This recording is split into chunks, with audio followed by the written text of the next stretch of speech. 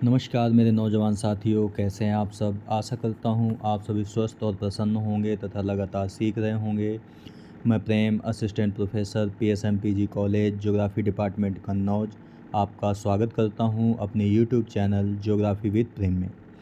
दोस्तों, जो हम तत्कालिक भौगोलिक मुद्दे नामक जो सीरीज चला रहे हैं, उसके अंतर्गत हमने पिछले वीडियो में बात की थी आपसे वनाग्नि के बारे में, यानी दावानल के बारे में। ठीक है, आज दोस्तों जो चर्चा में है एक और भौगोलिक मुद्दा है, उसके बारे में हम चर्चा करते हैं। तो चलिए शुरू करते हैं आज का लेक्चर।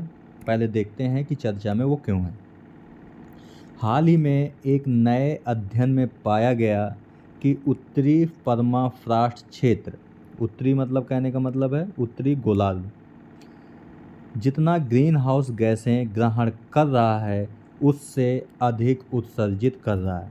ठीक है, तो अब आप समझ गए कि जो उत्तरी गोलार्ध में परमाफ्रॉस्ट क्षेत्र है वो क्यों चर्चा में। क्योंकि जितना ग्रीन हाउस गैसों को वो ग्रहण कर रहा है उससे अधिक उत्सर्जित कर रहा है।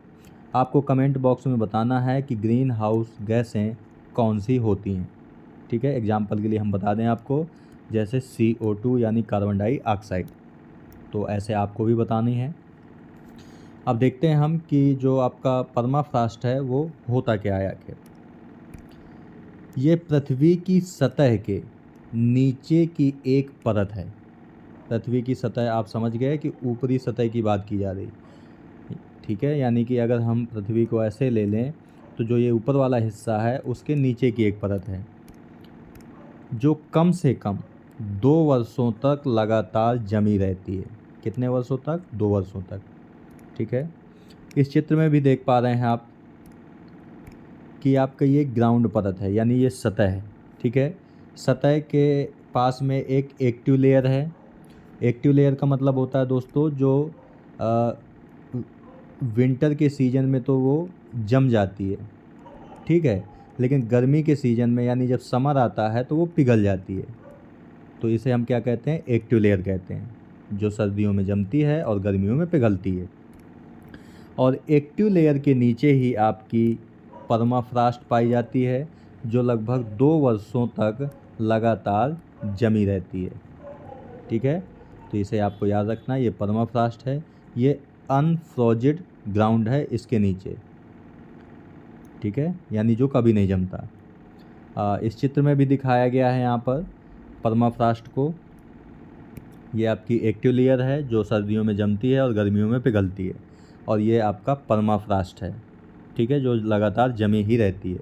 इसके नीचे तालिक है जो फॉरेन है, यानी कि वो जमती ही नहीं है। ठीक है, परमाफ्रॉस्ट अथवा इसे स्थायी तुषार भी कहते हैं, ये भी आपको याद रखना है। स्थायी तुषार या परमाफ्रॉस्ट एक ही चीज़ है। भूमि यानी जो परमाफ्रॉस्ट या तुषार भूमि है, स्थायी तुषार भूमि है, वह मिट्टी है जो 2 वर्षों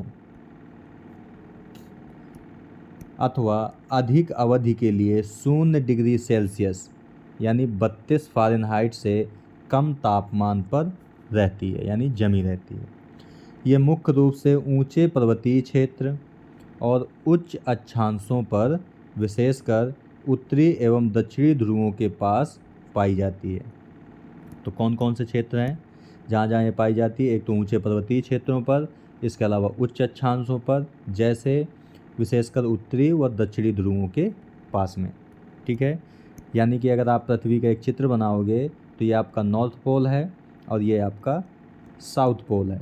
तो नॉर्थ पोल और साउथ पोल के पास ही ये भूमि पाई जाती है। इसके अलावा उच्च पर्वतीय क्षेत्रों में भी पाई जाती है। ये जो दोस्तों परमाफ्रॉस्ट क्षेत्र है, ये ऐसा अलास्का, कनाडा, साइबेरिया जैसे उच्च अक्षांशीय अथवा पर्वतीय क्षेत्रों में होते हैं, जहां ऊष्मा पूर्णतः मिट्टी की सतह को गर्म नहीं कर पाती है। ठीक है, इस चित्र में परमाफ्रॉस्ट क्षेत्र को दिखाया गया है दोस्तों। यहाँ पर पता है आपको ये एक हिमालय पर्वत है, तो हिमालय पर्वत का जो ऊंचाई वाला पार्ट होगा, यानी अगर ये हिमालय पर्वत है तो इसका जो ऊंचा वाला भाग होगा, यहाँ पर परमाफ्रॉस्ट पाई जाती है। इसके अलावा ये साइबेरिया का क्षेत्र है, यहाँ पर भी परमाफ्रॉस्ट है।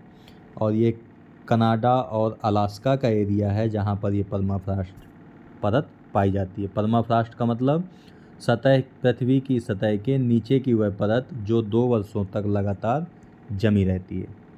ठीक है, तो ये आपको याद रखना है। आगे देखते हैं। उत्तरी गोलार्ध में लगभग 1/4 भूमि क्षेत्र में परमाफ्रॉस्ट है। यही चीज़ आपको दोस्तों इस चित्र में भी दिखाई गई है। उत्तरी गोलार्ध में जो 1/4 क्षेत्र है आपका, उसमें परमाफ्रॉस्ट ही है।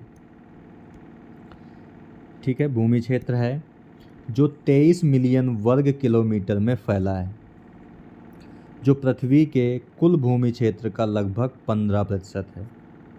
यानी कि 1/4 जो परमाफ्रॉस्ट क्षेत्र है वो उत्तरी गोलार्ध में है, और पूरे अगर परमाफ्रॉस्ट की बात करेंगे तो 23 मिलियन वर्ग किलोमीटर में फैला है, जो संपूर्ण पृथ्वी के क्षेत्र का कितने परसेंट है? लगभग 15% है। परमाफ्रॉस्ट के पिघलने से उन देशों पर प्रभाव पड़ेगा जहां सड़कों और इमारतों जैसे बुनियादी ढांचे का निर्माण परमाफ्रॉस्ट पर किया गया था, जैसे कि रूसी रेलवे। जाहिर सी बात है कि परमाफ्रॉस्ट क्षेत्र में जो निर्माण कार्य किया जाएगा, जब ये पिघलेगी तो वो सड़कें हों या इमारत हों या कोई भी बुनियादी ढांचा है वो ध्वस्त हो जाएगा। और इसका सबसे ज़्यादा जो उदाहरण है वो रूसी रेलवे है। रूसी रेलवे यानी कि रूस देश में जो रेलवे बनाया गया है। परमाफ्रॉस्ट के बिना जल निकासी और वाष्पीकरण परिवर्तित हो जाएगा, जिससे आर्द्र भूमि सूख जाएगी तथा पौधों की वृद्धि में भी कमी आएगी। ये इसके प्रभाव हैं। आप ऐसे समझ सकते हैं कि परमाफ्रॉस्ट के प्रभाव कौन कौन से हैं। एक तो आपका इसके पिघलने से क्या होगा? बुनियादी ढांचे, सड़क और इमारतें बर्बाद होंगी। और इसके अलावा परमाफ्रॉस्ट के बिना जल निकासी, वाष्पीकरण भी परिवर्तित होगा, जिससे आर्द्र भूमि सूखेगी और पौधों की वृद्धि में भी कमी आएगी। इसके पिघलने से परिदृश्य बदल सकते हैं, जिससे भूमि, वन और झीलों में अस्थिरता उत्पन्न हो सकती है।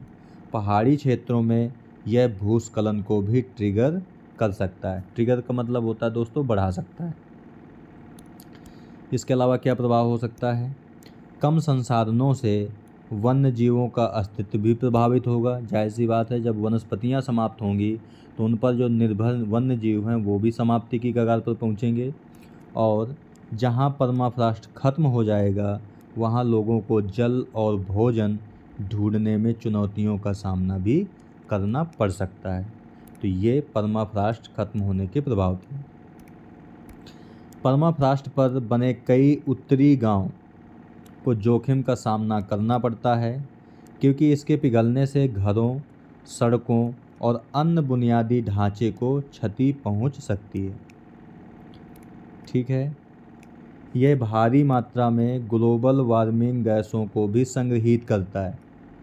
दोस्तों, ये ग्लोबल वार्मिंग गैस हो या आपकी ग्रीन हाउस गैस हो, एक ही चीज़ें हैं। ठीक है, ग्रीन हाउस गैसें हों ये एक ही चीज़ है। और आपको कमेंट बॉक्स में बताना है कि ग्रीन हाउस गैसें कौन कौन सी हैं। तो ये भारी मात्रा में ग्लोबल वार्मिंग गैसों को संग्रहित करता है, जिसका अनुमान लगभग 1500 मिलियन टन कार्बन है।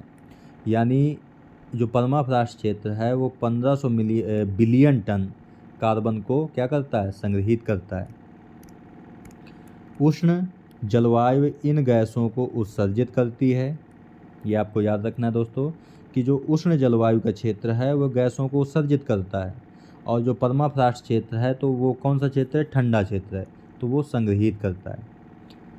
ठीक है, तो उष्ण जलवायु इन गैसों को उत्सर्जित करती है, जिससे वैश्विक तापमान में वृद्धि हो सकती है। यदि विश्व के सभी परमाफ्रॉस्ट पिघल जाते हैं तो इससे समुद्री जल का स्तर भी बढ़ सकता है। बर्फ़ और मिट्टी में पाए जाने वाले बैक्टीरिया एवं वायरस परमाफ्रॉस्ट के पिघलने पर सक्रिय हो जाते हैं, जिससे मनुष्य व पशुओं के लिए स्वास्थ्य जोखिम उत्पन्न हो जाता है। ठीक है, बता दें कि वैज्ञानिकों ने पिघले हुए परमाफ्रॉस्ट में 4 लाख वर्ष से अधिक पुराने रोगाणुओं की खोज की है। यानी कि अभी आपको बताया कि परमाफ्रॉस्ट जब पिघलेगा तो जो वायरस है आपका या खतरनाक जीवाणु है वो भी बाहर आ जाएंगे, फैलेंगे। ठीक है, तो वैज्ञानिकों ने लगभग जो 4 लाख साल से दबे हुए जीवाणु हैं जो रोग फैलाते हैं उनकी खोज की है। तो अगर ये पिघलेगा तो रोग उत्पन्न होने की संभावना भी बहुत ज़्यादा है। शोधकर्ताओं का अनुमान है कि यदि जीवाश्म ईंधन उत्सर्जन को कम नहीं किया जाता, जीवाश्म ईंधन मतलब जैसे आपका कोयला है और पेट्रोलियम है, ये आपके जीवाश्म ईंधन है। तो अगर हम जीवाश्म ईंधन का उत्सर्जन कम नहीं करेंगे तो अग्नि और अचानक परमाफ्रॉस्ट पिघलने की घटनाओं से सदी के अंत तक कार्बन उत्सर्जन 40% तक बढ़ सकता है।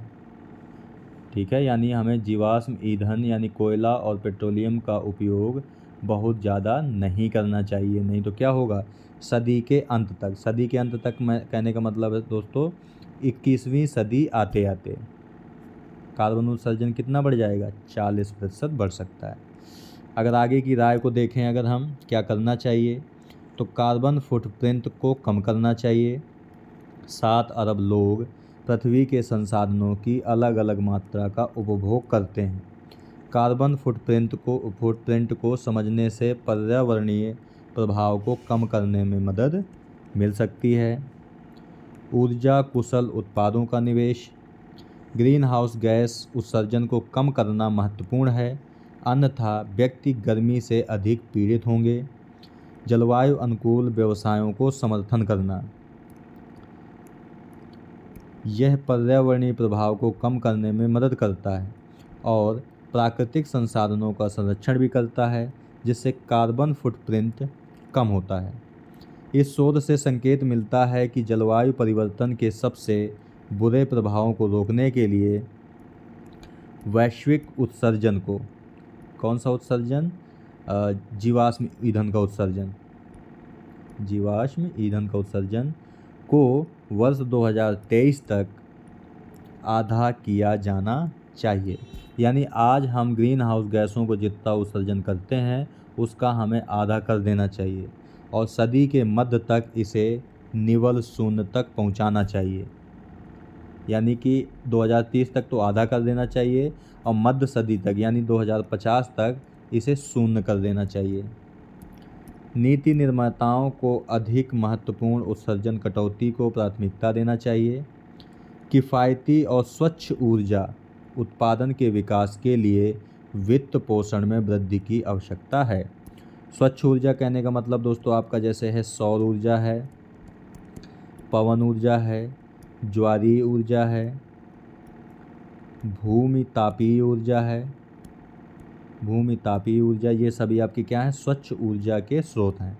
तो वैज्ञानिकों का मानना है कि स्वच्छ ऊर्जा उत्पादन पर हमें ध्यान अधिक केंद्रित करना चाहिए और कोयला, पेट्रोलियम इनसे बनने वाली ऊर्जा को कम करना चाहिए।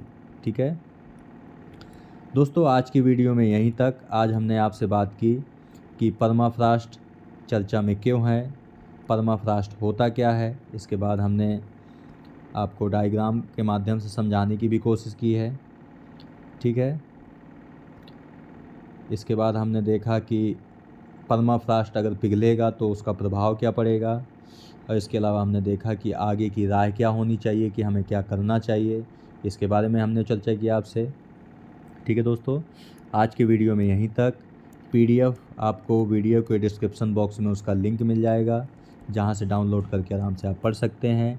वीडियो के पहले कमेंट में भी आपको PDF का लिंक मिल जाएगा।